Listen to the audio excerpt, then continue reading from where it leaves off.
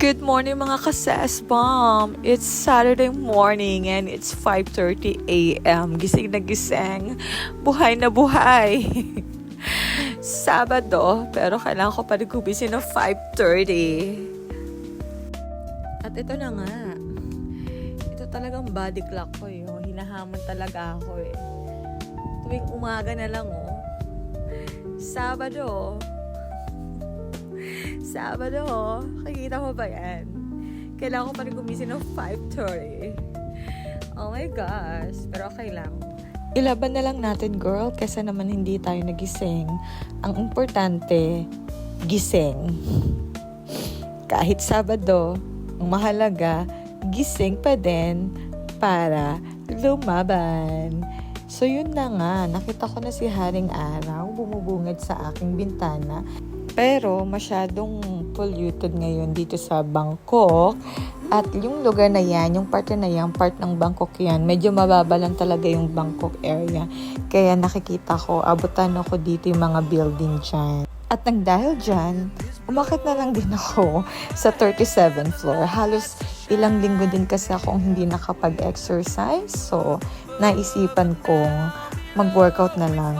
Medyo hinapon na rin ako kasi nga ang tagal ko mag-decide kung mag-workout ba ako or magpapahinga na lang. Pero pinili ko pa rin mag-exercise, umakyat dito sa taas para naman maiba yung mood ko. Tapos dito sa gym, walang masyadong tao. So mag-register muna tayo. Ilagay ang ating tumbler at isulat kung anong oras tayo nag-start.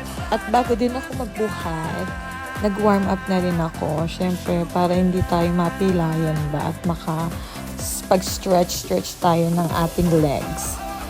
Tapos, mga ganyang exercise lang naman ang ginagawa ko. Hindi lang ako pwedeng mag-cardio kasi pinagbabawal sa akin ng doktor ko. So, buhat lang, pero kahit paano dapat medyo mabigat-bigat naman yung mga bubuhatin natin para naman mag-tone ng ating braso at maging okay yung, alam mo na, kagandahan niya para naman makalaban yung ating braso. Kasi ang hili ko mag-sleeveless, diba? So, ayoko naman makikita ng aking katawan oh my God, anong braso yan? Sorry na. Kasi ang hirap naman kasi, pag alam mo hindi okay yung mga damit mo, tapos nakikita mo yung braso mo. Ang sagwa. Hindi ko kaya mag-sleeveless pag nakikita ko ganun yung braso ko. Pero ang hirap pa. Mahirap siyang itone. As in. Tapos yan, ganyan lang. Hindi naman ako expert. Wala nga ako ditong wala nga ako coach magte-train sa akin. So, lahat lang ng ginagawa ko ay napapanood ko lamang sa YouTube kung paano mag-exercise. Tapos, napakahirap talagang i-burn ng aking belly fats. Sobra. Ilang buwan ko na itong ginagawang exercise na to, pero ang hirap talagang i-burn. Ano ba? Pero nasa pagkain pa rin talaga yan.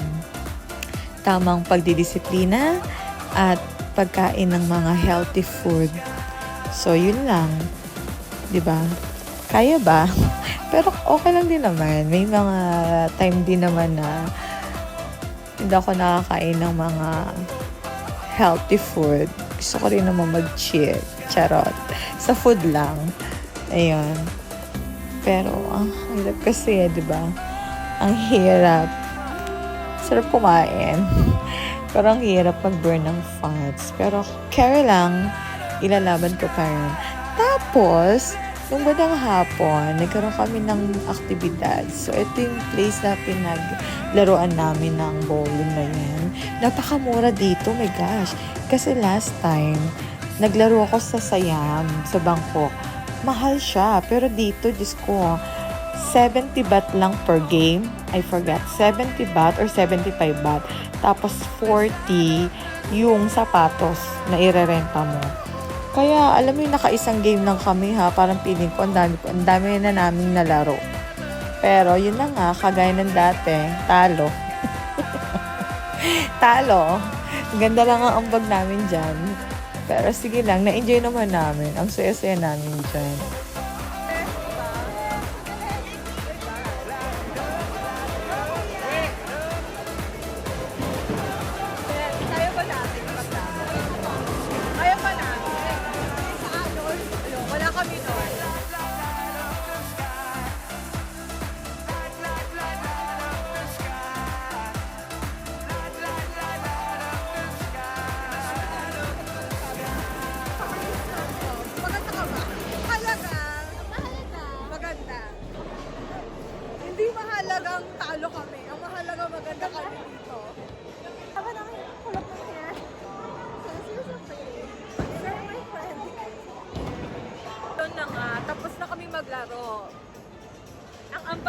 namin kagandahan.